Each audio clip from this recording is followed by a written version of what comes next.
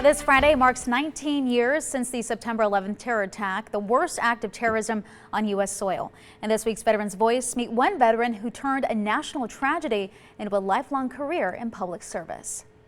It was the most crystal clear blue day you've ever seen. It was just another typical day at the office for then 24-year-old Jason Boracek, an admin worker at Cape Air, a small airline in Massachusetts. As he was going through his daily routine, 4 U.S. commercial planes were hijacked. As soon as I turned the TV on, I saw the plane hit. American Airlines Flight 11 just crashed into the North Tower of the World Trade Center in New York City. Some of the planes left from Boston Airport, which is just an hour north of where we were, and it really hit home that this was just the attack took place right in our backyard. Nearly 3,000 innocent lives were lost, putting New York City and the nation in a state of panic. I'll never forget when it happened. Basically, all air travel stopped.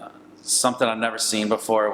I couldn't really grasp it right away. That moment changed my life forever. The September 11th attacks inspired Jason and many other young Americans to join the military and serve our country. It had a toll on me and everyone else. Just how dare you do that on our soil, come to our country, the land of the free, and do something like this. Jason spent 4 years in the Air Force during the global war on terrorism. He was stationed in San Antonio, South Korea, and at Nellis Air Force Base before becoming the Public Information Officer for the Nevada Highway Patrol Southern Command.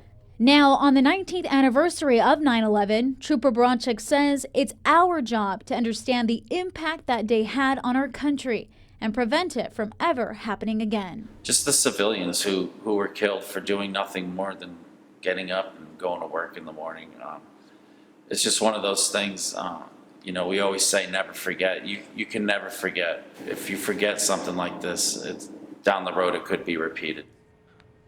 Well, if you have a veteran we should feature, send us an email at veteransvoice@ktnv.com. Veterans Voice is brought to you by Lexus of Henderson and Lexus of Las Vegas.